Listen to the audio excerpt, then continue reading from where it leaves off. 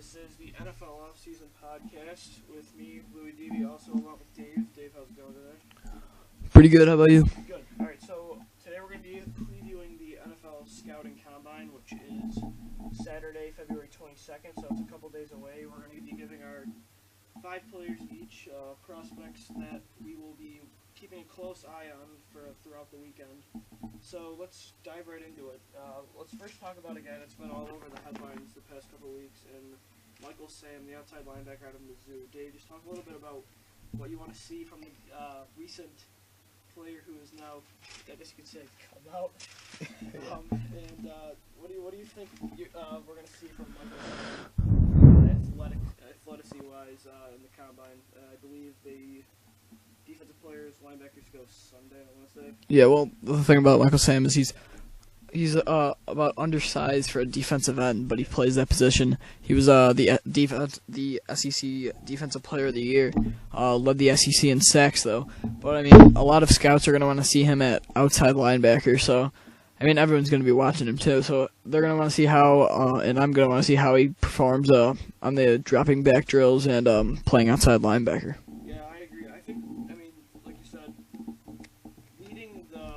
SEC in sacks, which is the best college football conference, is an impressive thing, but his size is a concern. He was already going to be a fourth-round prospect. To me, I think he needs to go to a system where they already have a locker room that doesn't have problems, like go to a team like Seattle or New England that has a disciplined team. But like you cannot go to a team like Miami, which already is going through total locker room trauma with the whole Jonathan Martin, Richard Incognito thing. I want to see how fast he's going to be, honestly, because if he can show some athleticism and maybe in the drop-back drills, if he can show some ability to be in coverage, he might be able to be turned over into an outside linebacker, which will help his draft stock, definitely. Where do you think Michael Sam's going to go in the draft? I think, like you said, maybe 4th at the earliest, and I can see him falling anywhere to around 6 or 7. Yeah, again, he has to land in a perfect system because you're not going to have him come in and be your go-to guy in the pass rush. So I definitely think he's obviously a guy to watch, of course, because of all the news of what he did the past couple weeks. And then, of course, he's just an interesting player to see what he does. So we both have Michael Sam on our list, but we also both have the stout Mike Evans, wide receiver out of Texas A&M, the #1 receiver for Johnny Manziel. In his first 2 years at Texas A&M will now be going into the draft. Definitely a first-round prospect, had over 1,000 yards and double-digit touchdowns last season. The concern, obviously, is route running, Dave. Is that what you want to see, or is there something else that really, obviously, speeds another concern for Mike Evans? A little bit of both. Evans is, in my opinion, the second-best receiver in the draft behind Sammy Watkins, and I don't really think it's a question. I think it's out of the question that Watkins is the best. Close that Lee or Kelvin Benjamin could be near? When it comes to #1, I think Watkins is clearly the best. Oh, yeah, for sure. But I do think that Evans is #2. So, I mean, yeah, both him and Kelvin Benjamin are huge 6'5" receivers. So, this year's size. Yeah. And that's what you want to see. I want to see more than just size. Like you said, his route running has been an issue for him. And also I want to see his speed, because if he comes out and runs a fast 40 time, that's going to boost his value. A lot of time what I noticed about Mike Evans was he was making plays out of after the run, after the route catches, like based on like Manziel would be obviously extending the play with his legs, like he does a lot, which resembles, of course, Russell Wilson, which everyone's comparing him to heading into the draft. But I think that Mike Evans a lot of the time would just go up and grab it on double coverage when really the ball should have been going his way. Yeah. So I think the route running is somewhat of concern, but I definitely think he's the #2 prospect. But I think that you're also going to have to use some caution with him if he's going to come in and be your #1 guy. I'm not so sure if that'll work. But if he can go somewhere like Pittsburgh that already has an established #1 receiver in Antonio Brown, I think that would help out Ben Roethlisberger a ton for Mike Evans. I definitely want to see him running routes, though, at the combine. That's, of course, what I'm going to be looking for. So, Dave, give another player on your list that you definitely want to see at the combine Saturday. Another player for me is quarterback Teddy Bridgewater out of Louisville. I feel like, at least in my opinion, that his draft value has been dropping a little bit. Not necessarily that people have been finding a whole problems with him. It's just I feel like people are now higher on Manziel and Blake Bortles than they were throughout the season. But if I want to see what Bridgewater can do, because like I said, if he has a good combine, then he could get his value back up. Right now in my first mock draft, I had him going 5th overall to the Raiders, but very well I can see him going. It's unlikely he goes 1, but I can see him going like 3 to Jacksonville. Is there any way Houston goes Bridgewater? I doubt it, because I mean right now I think it's gonna be Jadeveon Clowney, but even though they said their top 2 quarterbacks are Bortles and Manziel, so. I want to see Bridgewater's speed. Of course, I think Bridgewater's going to be an interesting player.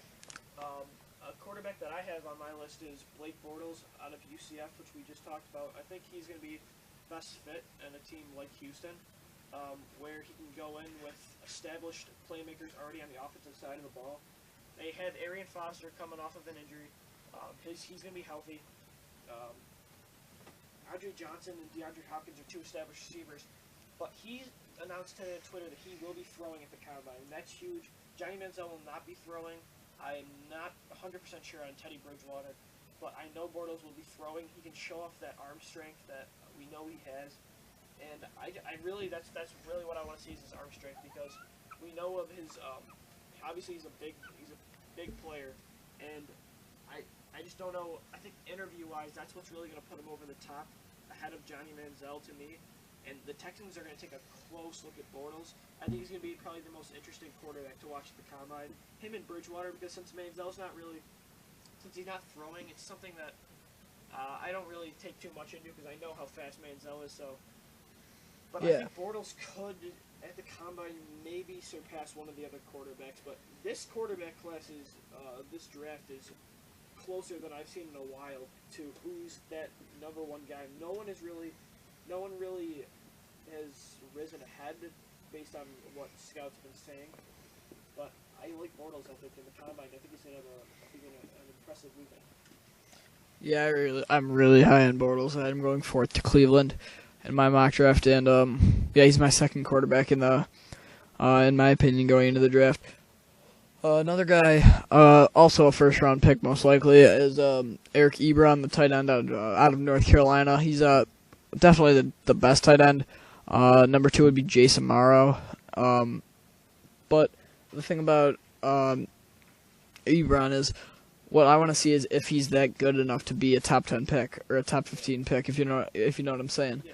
Like, he's got to be like Jimmy Graham type of a player if you're taking him in the top 10. Right, because I mean, even like last year, you had Tyler Eifert go in the first round. Yeah. But he wasn't really. I mean, you didn't see him make a huge impact in his rookie year with the Bengals.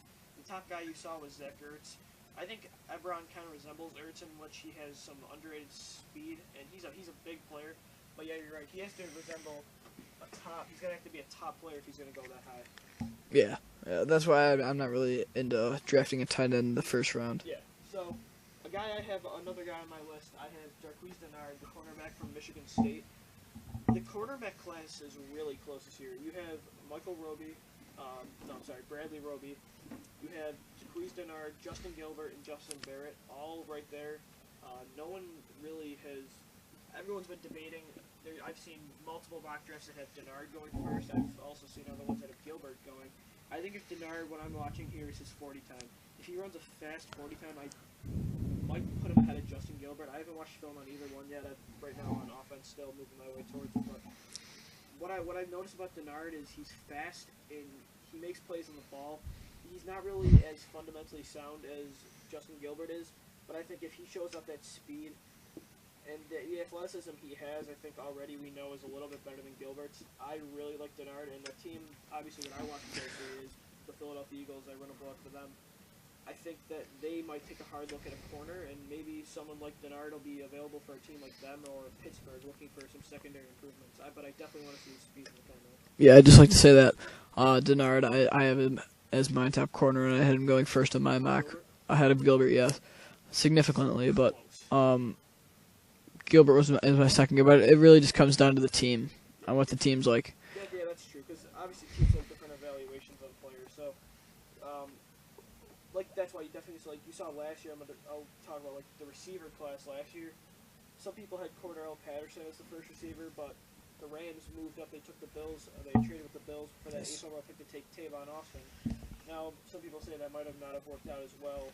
I think more that was more because of the offense that Schottenheimer ran in the Rams. But that's a whole different story. Getting off topic. I say the Bills won that trade. Oh yeah, I definitely think Yeah, because it turned out to be Manuel and Kiko Alonso for Tavon Austin. Tavon Austin needs to be in a system where they have two nice playmaking outside receivers.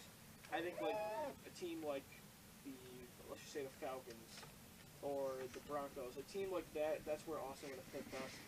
But like that's why definitely I could see it just based on team preference and who, because like you're gonna see like a team that needs maybe more of a playmaker, maybe want Denard more, but then again you might see, I don't know, you might see like the Chicago Bears, if they need a shutdown corner because of Charles Tillman's, if he gets injured, or Tim Jennings, based on depth-wise, they might go Justin Gilbert. It just depends on who fits their system better. And right now, it's close, but I might, after watching his 40 time, I think Denard might go ahead, but that's just my opinion.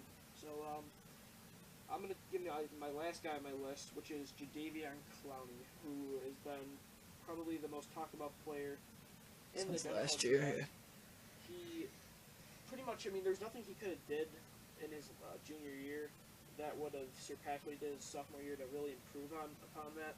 But I think he still should be the #1 overall pick in the NFL draft. I think most people, most scouts, and most draft analysts I've seen have had him going first overall to Houston.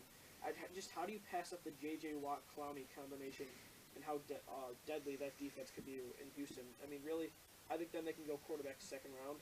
I definitely want to see how strong Clowney is in the combine, see how much he lifts, and also how fast he is, because he didn't really show off a lot of that last year. Kind of had a disappointing year, but the physical attributes are there, and you can't deny it. Yeah, I know you haven't released your mock draft yet, but who do you think is the Texans taking first overall? If I'm the Texans, but of course I don't know what Bill O'Brien's thinking.